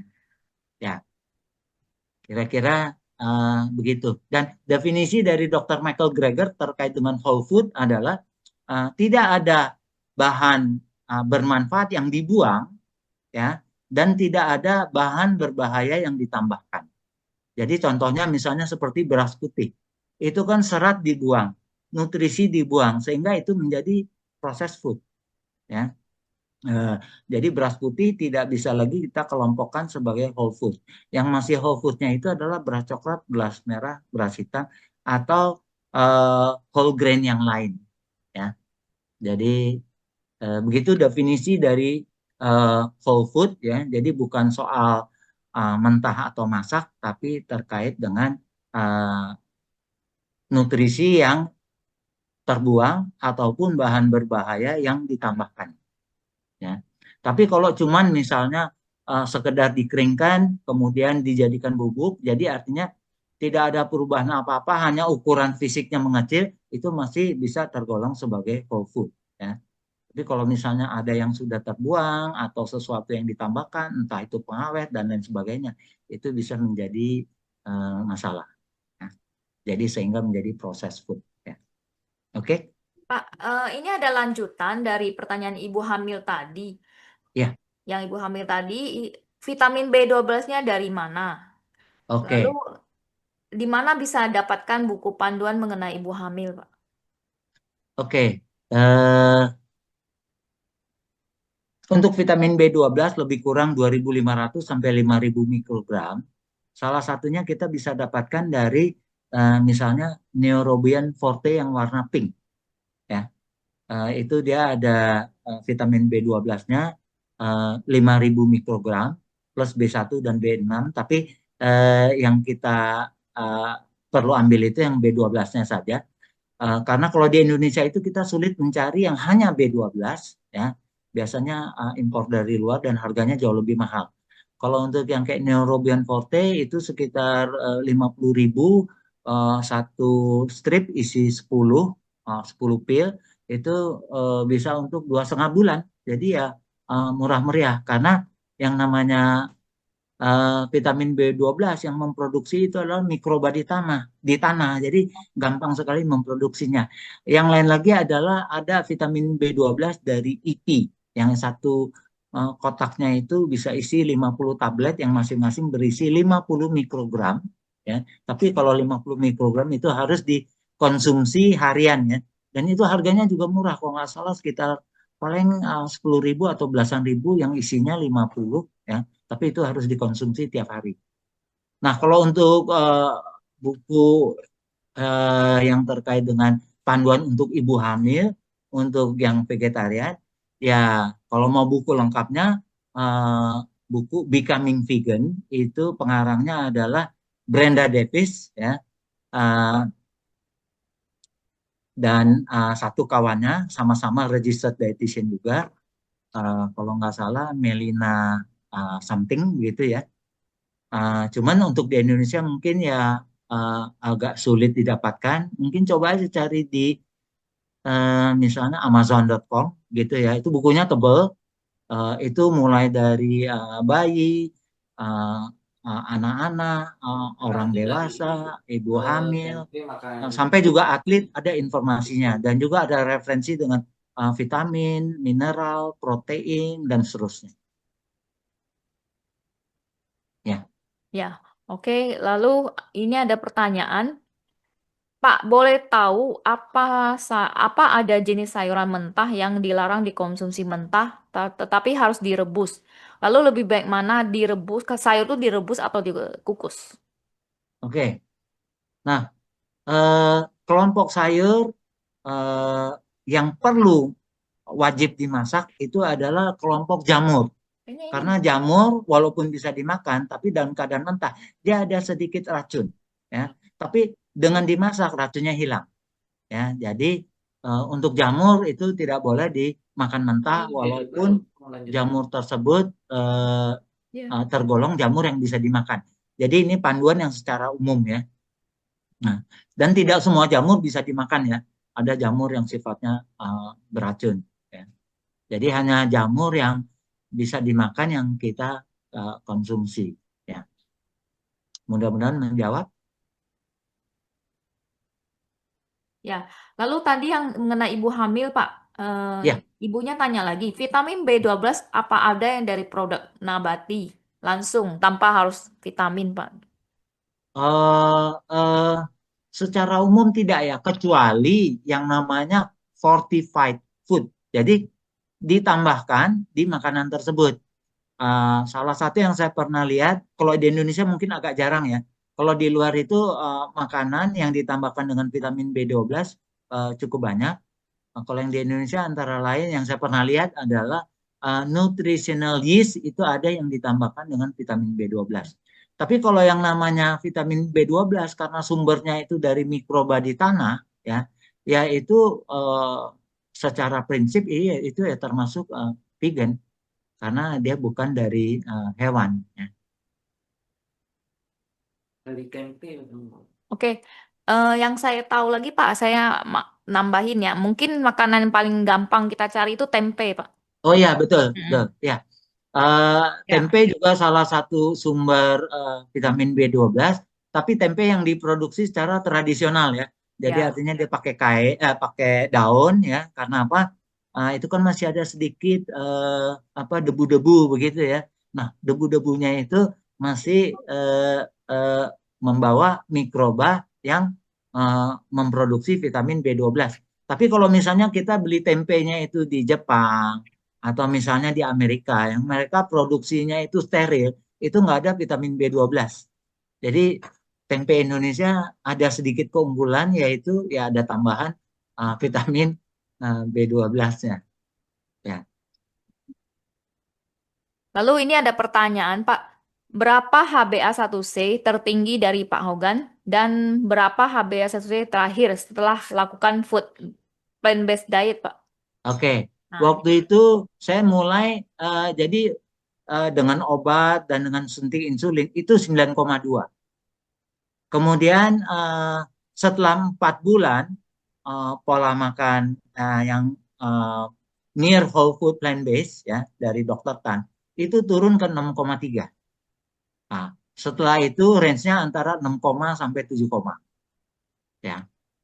Jadi eh, pada saat kalau kita konsumsinya whole food plant based-nya baik ya, dan terutama minimal minyak ya. Kadang-kadang kalau misalnya kita makan di luar, walaupun kita udah minta minyak dikurangi ya, misalnya lagi jalan-jalan atau apa, itu ya minyaknya tetap aja tinggi. Nah, itu yang meningkatkan insulin resisten ya. Nah, apalagi untuk orang yang sudah diabetes, fungsi pankreasnya itu sudah kurang dari setengah. Itu dari hasil otopsi ya.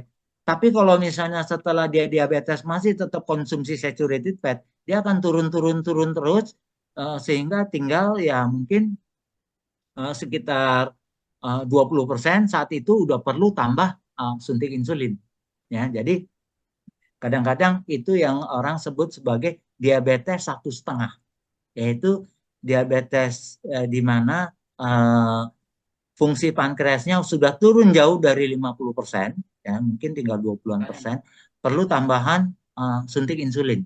Tapi kalau insulin resisten kita baik, ya dengan fungsi pankreas yang relatif nggak terlalu banyak, itu relatif cukup untuk membuka sel otot dan juga sel hati untuk menerima sinyal dari insulin. Ya, jadi artinya kalau bisa sebelum diabetes kita lakukan pola makan dan hidup sehat. Ya, kalau sudah terkena langsung lakukan perubahan supaya apa? Supaya fungsi pankreasnya yang sudah sedikit di bawah 50% tidak turun lebih lanjut. Ya, begitu.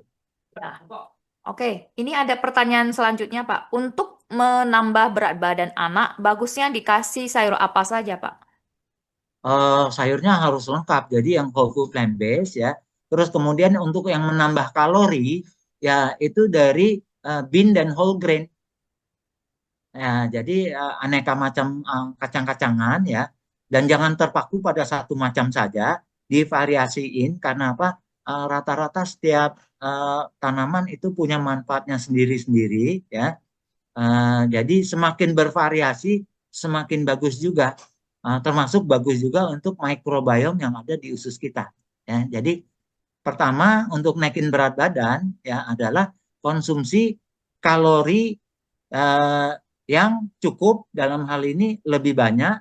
Terus kemudian lakukan olahraga karena yang membentuk massa otot bukan makanan tapi adalah olahraga. Nah, dan olahraga bisa dalam bentuk aneka macam olahraga eh, yang membangun otot. Ya. Jadi ototnya perlu dikasih beban supaya ototnya bisa membesar. Sehingga yang kita tambahkan massa otot, bukan massa lemak. Ya. Karena yang kita butuhkan otot yang eh, terutama. Ya. Lemak sekedarnya aja. Ya, kita tetap butuh tapi jangan banyak-banyak. Rata-rata kalau orang yang namanya overweight, obesitas itu lemaknya justru yang tinggi banget, apalagi lemak di perut. Yang namanya visceral fat itu yang paling berbahaya untuk kesehatan. Ya. Lalu ini ada pertanyaan, maaf Pak, vegan harus makan vitamin B12 ya? Iya, wajib ya. Jangan ditawar-tawar ya. Karena kalau kita tidak konsumsi itu bisa bermasalah untuk saraf, untuk otak juga dan juga bisa mengalami anemia yang karena kekurangan vitamin B12 ya. Jadi vitamin B12 untuk yang plant-based food eater wajib dan juga untuk orang yang di atas 50 tahun. Karena apa? Penyerapan vitamin B12 di lambungnya sudah mulai berkurang sehingga kita harus tambahkan untuk memastikan jangan sampai kurang ya. Oke? Ya, oke. Lalu ada pertanyaan, apakah dengan whole plant-based diet bisa menyebabkan regresi aterosklerosis, yaitu aliran darah pada pembuluh darah koroner yang tersumbat dapat dibuka kembali, yang katanya tadi dalam 3 bulan. Iya, bukan 3 bulan, 3 tahun sampai 5 tahun, ya. Tapi efeknya sudah mulai bisa terasa dalam waktu 3 minggu, ya. Jadi Dr. Dean Ornish dan Dr. Caldwell Esselstyn itu sudah membuktikan, ya, dan sudah dipublikasi di jurnal medis di pertengahan tahun 90-an bahwa penyakit jantung koroner itu bisa di reverse, ya. Tentu saja kalau kita comply, karena untuk yang seperti Dr. Caldwell Esselstyn nggak semuanya bisa comply, ya. Yang tidak comply itu akhirnya bisa digunakan sebagai semacam pembanding atau kontrol, ya. Jadi untuk yang comply praktis hanya sedikit satu yang ada yang namanya cardiovascular event, ya. Tapi untuk yang akhirnya tidak bisa bertahan, ya, dengan pola makan dan hidup sehatnya, karena lidahnya ternyata lebih dominan, itu jumlah masalah kardiovaskular eventnya itu tinggi, ya. Jadi sebagai pembeda yang sangat istimewa, ya. Lalu ada pertanyaan, per hari vitamin B12-nya berapa miligram, Pak? Ya, kalau per hari 50 mikrogram, bukan miligram, ya. Kalau per minggu itu 2.500 mikrogram sampai 5.000 mikrogram. Karena apa? Karena tubuh kita penyerapannya itu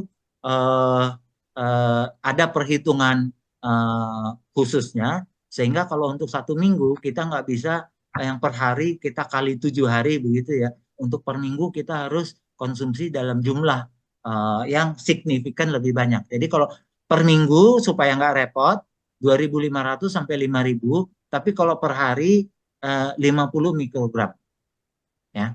Dan untuk penyakit jantung koroner, satu-satunya pola makan yang sudah terbukti bisa mereverse penyakit jantung koroner itu adalah dengan whole food plant-based, ya. Jadi artinya juga meminimalkan processed food, ya. Juga misalnya untuk Dr. Caldwell Esselstyn, bahkan dia sebutkan no oil, ya. Jadi tidak pakai minyak sama sekali, baik itu minyak kelapa sawit, minyak kelapa biasa, ataupun minyak sayur yang lain, minyak biji jagung, minyak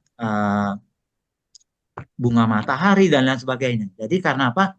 Karena minyak tersebut, ya, mempengaruhi dinding dalam pembuluh darah kita atau endotelial, ya. Sehingga kalau kita mau optimal, kita minimalkan sama sekali yang namanya minyak.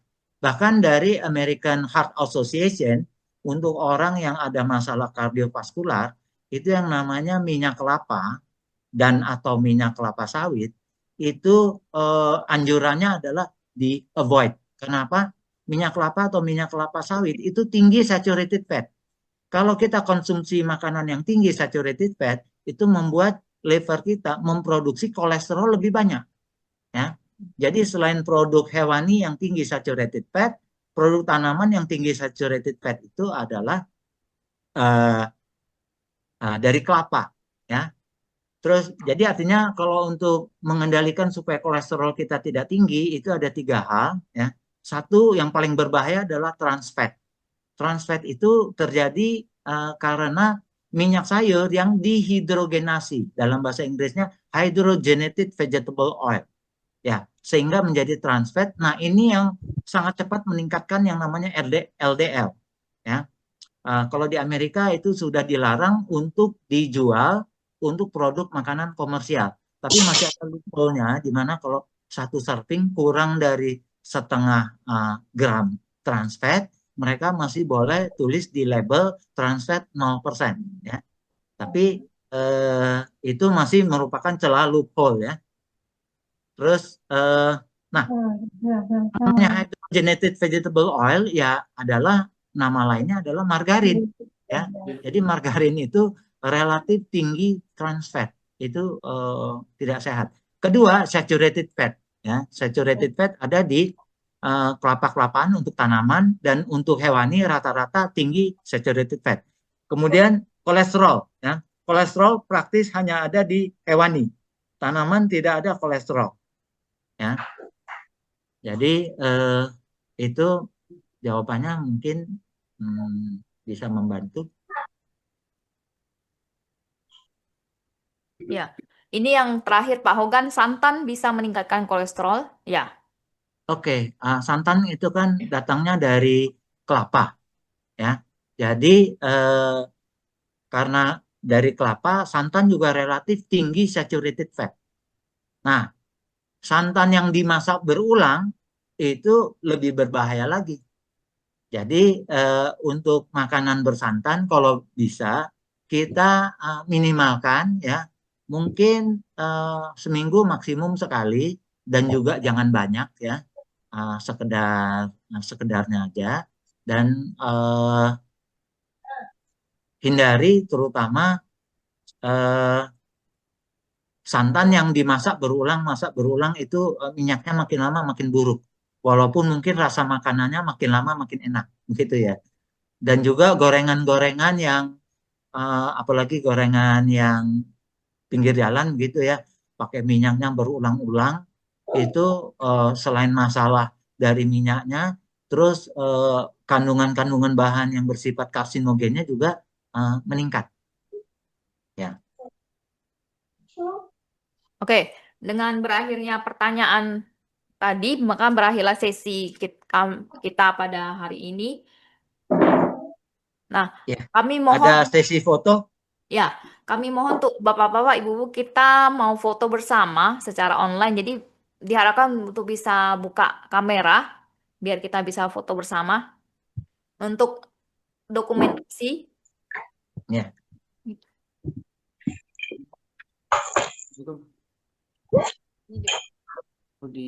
Ya, Bapak-Bapak, Ibu-Ibu yang masih belum on kamera, kalau bisa kita on kamera. Dia itu ininya jangan di itu. Oh ya, maaf Pak Hogan, itu slide-nya coba Oh ditutup. iya ya, sorry Ya, sorry, saya mesti turn off dulu close ya. dulu ya. Uh, Slot share. Udah?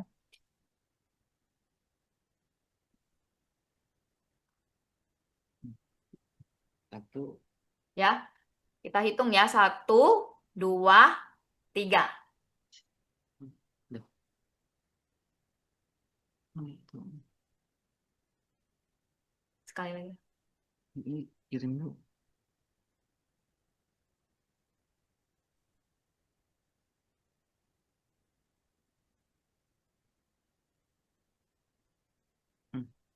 Udah. Oke. Oke. Nah, terima kasih atas partisipasi pada malam hari ini ya. Semoga apa yang kita dapatkan di malam hari ini bermanfaat bagi kita semua. Nah, bagi yang pingin rekaman, itu kami sudah kirim link. Atau paling gampang cari di ini, Facebooknya itu IVS VSI atau YouTube ya. Jadi sekarang kan sistem online semua, jadi kita bisa dengar kembali ya online. Nah, terima kasih sekali lagi. Terima Dan kasih. Ya. Sampai malam ya, ini. sampai jumpa di next Zoom kita berikutnya ya. Sampai jumpa dan selamat malam. Semoga semuanya dalam keadaan sehat ya. Ya. Terima Ya, kasih selamat Pak malam. Vegan. Hogan. Salam vegan. Ya. Ya, Halo salam Jan. vegan. Ya. Halo Ibu Yen. Halo Pak, Ya. Ya. makasih, Oke.